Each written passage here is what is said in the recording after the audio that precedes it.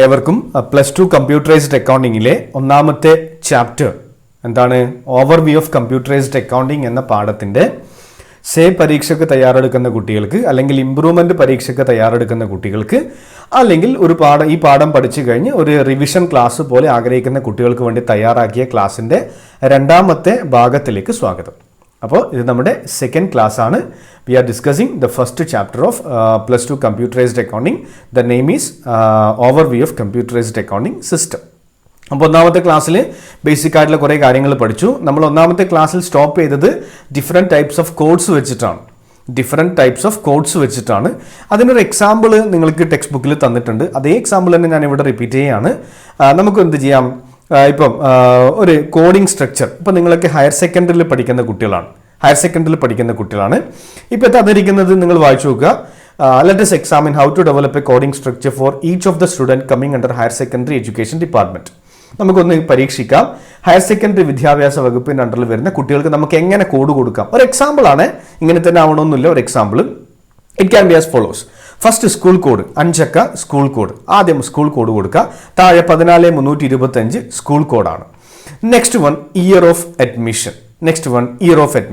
അടുത്തത് year of admission ആണ്. ഇവിടെ 19 എന്ന് പറയുന്നത് 2019 ഇൻഡിക്കേറ്റ് ചെയ്യുന്നു.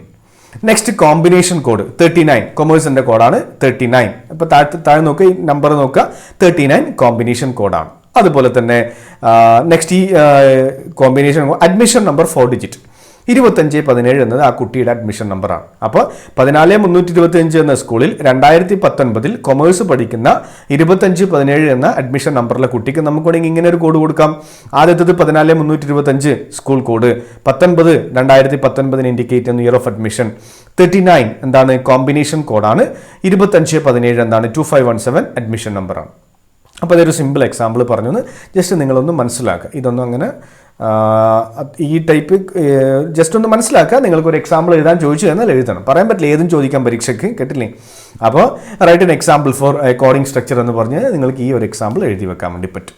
നെക്സ്റ്റ് കമ്പ്യൂട്ടറൈസ്ഡ് അക്കൗണ്ടിങ് സോഫ്റ്റ്വെയർ ഉപയോഗിക്കുന്ന സമയത്തുള്ള ആക്ടിവിറ്റീസ് ആണ്. പ്രധാനമായിട്ട് നിങ്ങൾ ജിന്നുക്കാത്തൊക്കെ പഠിക്കുന്ന സമയത്ത് മനസ്സിലായിട്ടുണ്ടാവും. കമ്പ്യൂട്ടറൈസ്ഡ് അക്കൗണ്ടിങ് പെർഫോം ചെയ്യുന്ന സമയത്ത് അല്ലെങ്കിൽ അക്കൗണ്ടിങ് വർക്ക് കമ്പ്യൂട്ടറൈസ്ഡ് അക്കൗണ്ടിങ്ങിന്റെ സഹായത്തോടു കൂടി ചെയ്യുന്ന സമയത്ത് ജിന്നുക്കാത്തെ അല്ലെങ്കിൽ ടാലിക്ക് യൂസ് ചെയ്തുകൊണ്ട് അക്കൗണ്ടിങ് ചെയ്യുന്ന സമയത്ത് 2 പ്രവർത്തനങ്ങളാണുള്ളത്. ആദ്യത്തേത് വൺ ടൈം ആക്ടിവിറ്റി ആണ്, രണ്ടാമത്തത് റിക്കറിംഗ് ആക്ടിവിറ്റി ആണ്. വൺ ടൈം ആക്ടിവിറ്റി എന്ന് പറഞ്ഞു കഴിഞ്ഞാൽ ഇപ്പോൾ കമ്പനി ക്രിയേഷൻ, നമ്മളിപ്പോൾ ജിന്നുക്കാത്തിൽ കമ്പനി ക്രിയേഷൻ അത് എല്ലാ ദിവസവും ചെയ്യേണ്ട ആവശ്യമില്ല, ഒറ്റ തവണ മാത്രമേ ചെയ്യേണ്ട ആവശ്യമുള്ളൂ. Giving name of A company അതും നമുക്ക് എന്താണ് വല്ലപ്പോഴും ഒറ്റൊരു തവണ മാത്രമേ ചെയ്യേണ്ട ആവശ്യമുള്ളൂ. അപ്പോൾ ഇങ്ങനെയുള്ള പ്രവർത്തനങ്ങളാണ് വൺ ടൈം ആക്ടിവിറ്റി. ഇനി റിക്കറിംഗ് ആക്ടിവിറ്റീസ് എന്ന് പറഞ്ഞാൽ ജേണൽ എൻട്രി എന്താണ് റിക്കറിംഗ് ആക്ടിവിറ്റിയാണ്.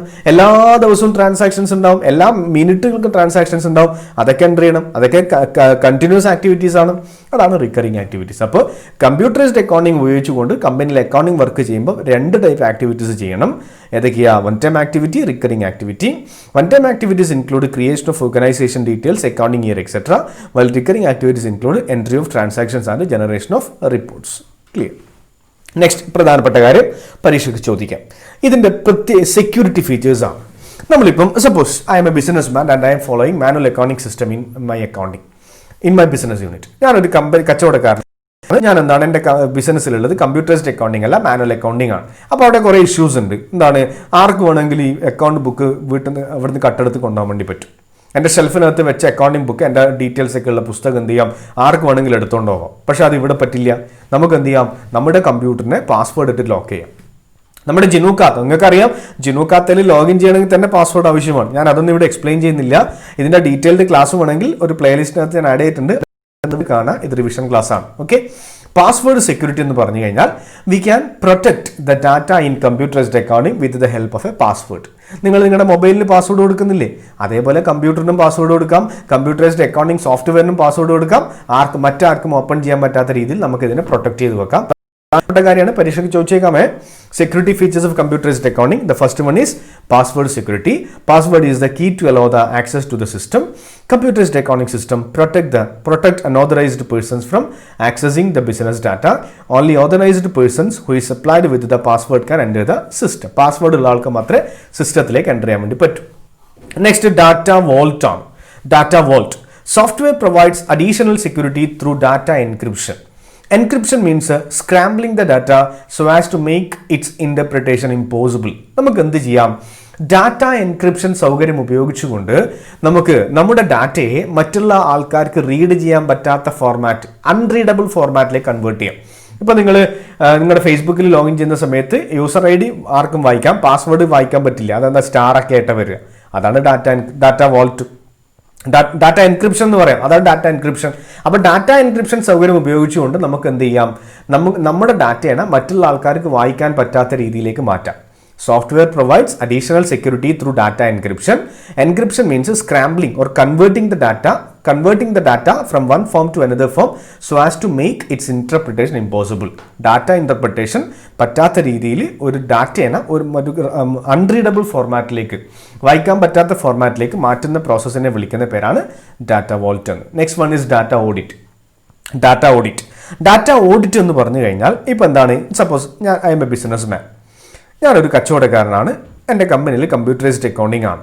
എൻ്റെ കമ്പനിയിൽ 3 അക്കൗണ്ടന്റുമാരുണ്ട്. 3 അക്കൗണ്ടൻസുമാണ് എന്ത് ട്രാൻസാക്ഷൻസ് എൻ്റർ ചെയ്യുന്നത്. അപ്പോൾ എന്താണ്, ഒരു ദിവസം വലിയൊരു തെറ്റ് എന്താണ്? ക്രെഡിറ്റ് സെയിൽസ് 10,000 രൂപയുടെ വിറ്റു, 10,000 രൂപയുടെ പ്രൊഡക്റ്റ് ഞാൻ ഇന്ന് വിറ്റു. പക്ഷേ ഒന്നാമത്തെ അക്കൗണ്ടൻ്റ് 1000 എന്ന് എൻ്റർ ചെയ്തു. അപ്പോൾ 9,000 രൂപയുടെ ഷോർട്ടേജ് വന്നു. ഞാൻ ചോദിച്ചു ഇത് ആരാണ് ചെയ്തത്? അപ്പോൾ 3 ആളും പറഞ്ഞു ഞാനല്ല എന്ന്. അപ്പോൾ എന്താണ്, എനിക്ക് എന്ത് ചെയ്യാം? ഈ ഇതിലേക്ക് ലോഗിൻ ചെയ്തിട്ട് ചിലപ്പോൾ ഇതൊക്കെ എൻ്റെ സെർവറിൽ വന്ന് സേവ് ആവുന്നുണ്ട്. എനിക്ക് എന്ത് ചെയ്യാം? എൻ്റെ പാസ്വേഡ് ഉപയോഗിച്ച് ലോഗിൻ ചെയ്തിട്ട് ഏത് അക്കൗണ്ടൻ്റാണ് ആ തെറ്റ് വരുത്തിയതെന്ന് എനിക്ക് എൻ്റെ സെർവർ കമ്പ്യൂട്ടർ ഉപയോഗിച്ച് കണ്ടുപിടിക്കാം. അതാണ് ഡാറ്റ ഓഡിറ്റ്. ഓരോ അക്കൗണ്ടന്റുമാരും അവരെന്ത് പണിയെടുക്കുന്നു എന്ന് മുകളിലുള്ള ചീഫ് അക്കൗണ്ടന്റോ അക്കൗണ്ട്സ് മാനേജറിനോ ജനറൽ മാനേജറിനൊക്കെ വെരിഫൈ ചെയ്യാൻ വേണ്ടി പറ്റും. അതാണ് data audit. It enables one to know as to who and what changes have been made in the original data, thereby helping and fixing the responsibility of the person who has manipulated the data and ensures data integrity. Okay, it helps to identify the location. From where the data is entered. അത്രയേ ഉള്ളൂ data audit. Next ഇതിൻ്റെ അഡ്വാൻറ്റേജുകളാണ്, ഇതിൻ്റെ ഗുണങ്ങളാണ്. Good advantages വായിച്ച് പഠിക്കുക. പരീക്ഷയ്ക്ക് theory ചോദിക്കാൻ പറ്റുന്ന കാര്യങ്ങളാണ് ഇതൊക്കെ. കമ്പ്യൂട്ടറൈസ്ഡ് അക്കൗണ്ടിങ്ങിന്റെ ഗുണങ്ങൾ എന്തൊക്കെയാണ്? ഒന്നാമത് timely generation of report and information in decide format. വളരെ പെട്ടെന്ന് നമുക്ക് റിപ്പോർട്ട്സ് പ്രിപ്പയർ ചെയ്യാം. രണ്ടാമത്തത് alterations and additions in transactions are easy and gives changed result instantly. എന്തെങ്കിലും ഒരു തെറ്റ് പറ്റിക്കഴിഞ്ഞാൽ നമുക്ക് പെട്ടെന്ന് എഡിറ്റ് ചെയ്യാം. നമ്മൾ ഈ കമ്പ്യൂട്ടറൈസ്ഡ് അക്കൗണ്ടിങ്ങിൽ നമ്മൾ ഇതേ ചെയ്യുന്നുള്ളൂ, ഡാറ്റ എൻട്രി മാത്രം. P&L അക്കൗണ്ടും ബാലൻസ് ഷീറ്റ് ഒക്കെ പ്രിപ്പയർ ചെയ്യുന്നത് കമ്പ്യൂട്ടർ തന്നെയാണ്. അപ്പോൾ ജസ്റ്റ് നമ്മൾ ഡാറ്റ എൻട്രി മാത്രമാണ് ചെയ്യുന്നത്. അപ്പോൾ ഡാറ്റ എന്തെങ്കിലും തെറ്റ് വന്നു കഴിഞ്ഞാൽ ഇപ്പോൾ നമ്മളൊരു ഫസ്റ്റ് ഇയർ അക്കൗണ്ടൻസ് ഒന്ന് ആലോചിച്ച് നോക്കിയേ. 50 ട്രാൻസാക്ഷൻ തന്നിട്ട് നിങ്ങൾ ഫൈനൽ അക്കൗണ്ട്സ് പ്രിപ്പയർ ചെയ്തു. 12ാമത്തെ ട്രാൻസാക്ഷൻ റോങ് എമൗണ്ട് എഴുതിപ്പോയി, അല്ലെങ്കിൽ റോങ് എൻട്രി എഴുതിപ്പോയി, കംപ്ലീറ്റ് തെറ്റി. അതൊന്ന് കറക്റ്റ് ചെയ്യണമെങ്കിൽ ഒരുപാട് ബുദ്ധിമുട്ടുണ്ട് ഇല്ലേ? വീണ്ടും കുറേ പണിയെടുക്കണം, പല തെറ്റുകൾ നിങ്ങൾ കറക്റ്റ് ചെയ്യണം. പക്ഷെ ഇവിടെ അങ്ങനെയൊന്നുമില്ല. ജസ്റ്റ് ആ ഒരു എൻട്രി കറക്റ്റ് ചെയ്ത് കഴിഞ്ഞാൽ ബാക്കിയൊക്കെ ഓട്ടോമാറ്റിക്കലി അപ്ഡേറ്റ് ആവും. അതാണ് alteration and addition is very easy. Next, ensure effective control over the system. എന്താണ്? കമ്പനിയുടെ അക്കൗണ്ടിങ് വർക്കിന്റെ മുകളിൽ കമ്പനിയുടെ ഓണേഴ്സിനും ഇഫക്റ്റീവ് കൺട്രോൾ ഉണ്ടായിരിക്കും. Economy in the processing of accounting data. നമുക്ക് വളരെ പെട്ടെന്ന് കുറച്ച് സമയം കൊണ്ട് തന്നെ അക്കൗണ്ടിങ് ഡാറ്റയെ പ്രോസസ്സ് ചെയ്യാം. Confidentiality can be maintained. നമുക്ക് നേരത്തെ പറഞ്ഞ പാസ്വേഡൊക്കെ ഉപയോഗിച്ചുകൊണ്ട് നമുക്കിത് കോൺഫിഡൻഷ്യലായിട്ട് സൂക്ഷിക്കാൻ വേണ്ടി പറ്റും. മറ്റുള്ള ആൾക്കാർക്ക് കിട്ടാത്ത രീതിയിൽ പ്രൊട്ടക്ട് ചെയ്ത് വെക്കാം. ഈ 5 പോയിന്റുകൾ തന്നെ പഠിക്കുക. Advantages of computerised accounting software system. Next ഇതിൻ്റെ ലിമിറ്റേഷനാണ്. ഒന്നാമത് faster obsolescence of technology necessitate investment in shorter period of time. ഈ സാങ്കേതിക വിദ്യയിൽ ഉണ്ടാകുന്ന മാറ്റങ്ങൾ, ഇപ്പൊ നമ്മൾ ടാലി ഉപയോഗിച്ചുകൊണ്ട് പോകുന്ന കമ്പനിയാണ്. അപ്പോൾ പുതിയൊരു സോഫ്റ്റ്വെയർ വന്നു, വളരെ ഇഫക്റ്റീവ് ആയിട്ടുള്ള വലിയൊരു സോഫ്റ്റ്വെയർ വന്നു. അപ്പോൾ നമ്മൾ എന്ത് ചെയ്യണം? ടാലി മാറ്റിയിട്ട് മറ്റേത് ഇൻസ്റ്റാൾ ചെയ്യണം. അല്ലെങ്കിൽ നമ്മൾ ഇങ്ങനെ പ്രോസസ്സ് ചെയ്തുകൊണ്ടിരിക്കുന്ന സമയത്ത് നമ്മുടെ കമ്പ്യൂട്ടർ ഔട്ട്ഡേറ്റ് ആയി, പഴയ കമ്പ്യൂട്ടറാണ് ഉപയോഗിക്കുന്നത്. അപ്പോൾ പെട്ടെന്ന് തോന്നി പുതിയ കമ്പ്യൂട്ടർ വേണമെന്ന്, അപ്പോൾ പഴയത് വാങ്ങിച്ചിട്ട് പുതിയ വാങ്ങിക്കണം. അതാണ് faster obsolescence of technology necessitate investment in shorter period of time. Next, data may be lost or corrupted due to power interruption. പെട്ടെന്ന് ഒരു ഇലക്ട്രിക് ഷോക്ക് ഒക്കെ അല്ലെങ്കിൽ ഷോർട്ട് സർക്യൂട്ട് ഒക്കെ വെച്ചിട്ട് നമ്മുടെ കമ്പ്യൂട്ടറും സെർവറൊക്കെ അങ്ങ് അടിച്ചു പോവുക. പവർ ഇന്ററപ്ഷൻസ് ഇതിനെ എഫക്ട് ചെയ്യുന്നു. Data are prone to hacking and cracking. അടുത്തത് data are prone to hacking and cracking. നിങ്ങൾ ഫസ്റ്റ് ഇയർ ബിസിനസ് സ്റ്റഡീസിൽ പഠിച്ച കാര്യമാണ്. ഏതാണ് നമ്മുടെ റീസെന്റ് ട്രെൻഡ്സ് ഇൻ ബിസിനസ്സിൽ ഇ കൊമേഴ്സിന്റെ ഒരു ഡ്രോബാക്ക് ആയിട്ട് പഠിച്ചതാണ് ഹാക്കിംഗ് ആൻഡ് ക്രാക്കിംഗ്. ഹാക്കർമാരും ക്രാക്കർമാരും നമ്മുടെ സിസ്റ്റത്തിലേക്ക് നുഴഞ്ഞു കയറിയിട്ട് നമ്മുടെ ഡാറ്റയൊക്കെ ഡിലീറ്റ് ചെയ്ത് കളയും. അതാണ് data are prone to hacking and cracking. Computer virus ഒക്കെ എഫക്ട് ചെയ്യുക, വൈറസ് എഫക്ട് ചെയ്യുക. നമ്മുടെ കമ്പ്യൂട്ടറിൻ്റെ മുകളിൽ വൈറസ് ഇൻഫെക്റ്റഡ് ആയി കഴിഞ്ഞാൽ നമ്മുടെ ഡാറ്റ ലോസ് ആയേക്കും. അതാണ് data are prone to hacking. Next unprogrammed or unspecified report cannot be generated. അതായത് നമ്മളൊരു സോഫ്റ്റ്വെയർ ഉപയോഗിച്ചിട്ട് റിപ്പോർട്ട് പ്രിപ്പയർ ചെയ്യുന്ന സമയത്ത് ആ സോഫ്റ്റ്വെയർ ഡെവലപ്പ് ചെയ്ത കമ്പനി എന്തൊക്കെയാണോ പറഞ്ഞത് അതേ നമുക്ക് ചെയ്യാൻ വേണ്ടി പറ്റും. ഡെവലപ്പർ എന്താണോ ഇപ്പൊ നിങ്ങൾക്കറിയാം, ജിനു കാത്തിൽ റിപ്പോർട്ട്സ് എടുത്തു കഴിഞ്ഞാൽ ഒരു 10 റിപ്പോർട്ട് ഉണ്ട്, 8, 9, 10 റിപ്പോർട്ട് ഉണ്ട്. ആ 10 നമുക്ക് ക്രിയേറ്റ് ചെയ്യാൻ വേണ്ടി പറ്റും. അതല്ലാതെ വേറൊരു റിപ്പോർട്ട് ക്രിയേറ്റ് ചെയ്യാൻ നമുക്ക് പറ്റില്ല. അതാണ് unprogrammed or unspecified reports cannot be generated. ഇത് അക്കൗണ്ടിംഗ് ഇൻഫർമേഷൻ സിസ്റ്റത്തിന്റെ ഒരു പിക്ചറാണ്. നിങ്ങൾ മനസ്സിലാക്കുക, ജസ്റ്റ് ഒന്ന് മനസ്സിലാക്കുക. Accounting information system and its various sub systems may be implemented to computerised accounting system. അതായത് അക്കൗണ്ടിംഗ് ഇൻഫർമേഷൻ സിസ്റ്റം എന്ന് പറഞ്ഞു കഴിഞ്ഞാൽ കമ്പ്യൂട്ടേഴ്സ് ഉപയോഗിച്ചുകൊണ്ട്, അതായത് കമ്പ്യൂട്ടറും സോഫ്റ്റ്വെയറും ഉപയോഗിച്ചുകൊണ്ട് അക്കൗണ്ടിംഗ് വർക്ക് പെർഫോം ചെയ്യുന്ന വലിയൊരു വൈഡ് സിസ്റ്റമാണ് ഈ അക്കൗണ്ടിംഗ് ഇൻഫർമേഷൻ സിസ്റ്റം. അതിന് കുറേ കോമ്പണന്റുകൾ ഉണ്ട്, അല്ലെങ്കിൽ കുറേ സബ് സിസ്റ്റംസ് ഉണ്ട്. അപ്പോൾ ഈ അക്കൗണ്ടിംഗ് ഇൻഫർമേഷൻ സിസ്റ്റം ഉപയോഗിച്ചുകൊണ്ട് അതിനകത്ത് കുറേ സിസ്റ്റംസ് ഉണ്ട്. ഒന്നാമത്തത് ജസ്റ്റ് നിങ്ങളൊന്ന് മനസ്സിലാക്കി പോവുക. Cash and bank sub system. Cash and bank sub system deals with receipt and payment of cash.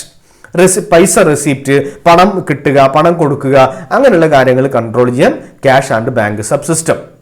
Next sales and account receivable sub systems. എന്താണ് വിൽപ്പനയുമായിട്ട് ബന്ധപ്പെട്ട കാര്യങ്ങൾ കൺട്രോൾ ചെയ്യുന്ന sales and accounts receivable sub systems. Next inventory sub system, അതായത് purchase, അതുപോലെ stock, ഇങ്ങനെയുള്ള കാര്യങ്ങൾ control ചെയ്യാൻ inventory sub system. നാലാമത് purchase and accounts payable sub systems. It deals with the purchase and payments to creditors. It deals with the purchase and payments to creditors. Next one, payroll accounting subsystem. Employees and workers and salary കൊടുക്കുന്നത് control ചെയ്യുന്നത് payroll accounting subsystem ആണ്. Next fixed asset accounting subsystem. Fixed അസറ്റുമായിട്ട് ബന്ധപ്പെട്ട കാര്യങ്ങൾ, depreciation, അതിന്റെ purchase, ഇങ്ങനെയുള്ള കാര്യങ്ങൾ control ചെയ്യുന്നത് ഫിക്സഡ് അസറ്റ് അക്കൗണ്ടിംഗ് സബ്സിസ്റ്റം ആണ്. നെക്സ്റ്റ് 7ാമത്തെ point, expense accounting subsystem. Direct എക്സ്പെൻസും ഇൻഡയറക്റ്റ് എക്സ്പെൻസ് ഒക്കെ കൺട്രോൾ ചെയ്യുന്ന expense accounting subsystem. Next tax accounting subsystem. ടാക്സുമായിട്ട് GST, ഇൻകം ടാക്സ് തുടങ്ങിയ കാര്യങ്ങൾ കൺട്രോൾ ചെയ്യാൻ ടാക്സ് അക്കൗണ്ടിംഗ് സബ്സിസ്റ്റം ഉണ്ട്. നെക്സ്റ്റ് ഫൈനൽ അക്കൗണ്ട് സബ്സിസ്റ്റംസ്, അതായത് P&L അക്കൗണ്ടും ബാലൻസ് ഷീറ്റ് ഒക്കെ പ്രിപ്പയർ ചെയ്യാൻ വേണ്ടിയിട്ട് ഫൈനൽ അക്കൗണ്ട് സബ്സിസ്റ്റം എന്ന മറ്റൊരു സബ്സിസ്റ്റം ഉണ്ട്. 10ാമത് കോസ്റ്റിംഗ് സബ്സിസ്റ്റം. കമ്പനിയിലെ കോസ്റ്റ് ഒക്കെ കൺട്രോൾ ചെയ്യുന്ന costing subsystem. Next budget subsystem. Budget preparation ഒക്കെ സഹായിക്കുന്ന ബഡ്ജറ്റ് സബ്സിസ്റ്റം. ഇങ്ങനെ 11 കോമ്പണന്റുകൾ അക്കൗണ്ടിംഗ് ഇൻഫർമേഷൻ സിസ്റ്റത്തിന് 11 സബ് കോമ്പണന്റുകൾ അല്ലെങ്കിൽ സബ് സിസ്റ്റംസ് ഉണ്ട്. ആ പേരുകളും എന്താണ്, പേര് മാത്രം പഠിച്ച് ബാക്കി നിങ്ങൾക്ക് സ്വന്തമായിട്ട് എഴുതാം. അപ്പൊ ഒരു 5-8 പേരൊന്ന് പഠിച്ചു വെക്കുക. എന്തെങ്കിലും ചോദിച്ചു കഴിഞ്ഞാൽ നിങ്ങൾക്ക് സ്വന്തമായിട്ട് എഴുതാൻ വേണ്ടി പറ്റും. ഇനി അവസാനത്തെ പോയിന്റ് ഇതാണ്, management information system. Management information system. MIS is N integrated software. MIS എന്ന് പറഞ്ഞു കഴിഞ്ഞാൽ ഒരു ഇന്റഗ്രേറ്റഡ് സോഫ്റ്റ്വെയർ ആണ്. That deals with generation and processing of reports that are vital four management decision making. ഒരു കമ്പനിയിലെ മാനേജ്മെന്റിന്റെ തീരുമാനമെടുക്കുക എന്ന പ്രോസസ്സിനെ സഹായിക്കുന്ന ഒരു ഇന്റഗ്രേറ്റഡ് സോഫ്റ്റ്വെയറിനെ വിളിക്കുന്ന പേരാണ് management information system, MIS. Management Information System deals with the generation and processing of reports that are vital for management decision making. Clear? Okay, അപ്പോൾ ഞാൻ ഈ ക്ലാസ് ഇവിടെ അവസാനിപ്പിക്കുകയാണ്. അപ്പോൾ നമ്മൾ 2 ക്ലാസ്സുകളിലായിട്ട് എന്ത് ചെയ്തിട്ടുണ്ട്? ഒന്നാമത്തെ ചാപ്റ്ററിന്റെ റിവിഷൻ ക്ലാസ് അല്ലെങ്കിൽ സേ പരീക്ഷയ്ക്കുള്ള ക്ലാസ് ആണ്. 2 or 3 തവണ റിപ്പീറ്റ് ചെയ്ത് കാണുക. ഡീറ്റെയിൽഡ് ക്ലാസ് വേണ്ടുന്ന കുട്ടികൾ താഴത്തേക്ക് പ്ലേ ലിസ്റ്റിലേക്ക് പോയിട്ട് സെർച്ച് ചെയ്ത് കഴിഞ്ഞാൽ ഇതിന്റെ തന്നെ 4 or 5 ക്ലാസ്സുകൾ ഡീറ്റെയിൽഡ് നോർമൽ ക്ലാസ്സും ഉണ്ട്. ഇത് സ്പീഡിലുള്ള റിവിഷൻ ക്ലാസ് ആണ്. സേ പരീക്ഷയ്ക്ക് തയ്യാറെടുക്കുന്ന കുട്ടികൾക്കുള്ള ക്ലാസ് ആണ്. അപ്പോൾ സേ പരീക്ഷയ്ക്ക് തയ്യാറെടുക്കുന്ന കുട്ടികളാണെങ്കിൽ വളരെ കുറച്ച് സമയം മാത്രമേ നിങ്ങളുടെ മുമ്പിലുള്ളൂ. കൃത്യമായിട്ട് പ്രിപ്പയർ ചെയ്തിട്ട് വളരെ നല്ല രീതിയിൽ അറ്റൻഡ് ചെയ്തിട്ട് നല്ല മാർക്കോട് കൂടിയിട്ട് അക്കൗണ്ടൻസി പരീക്ഷ പാസ്സാവുക. അപ്പോൾ ബാക്കിയുള്ള കാര്യങ്ങൾ അടുത്ത ക്ലാസ്സിൽ കാണാം. Thank you.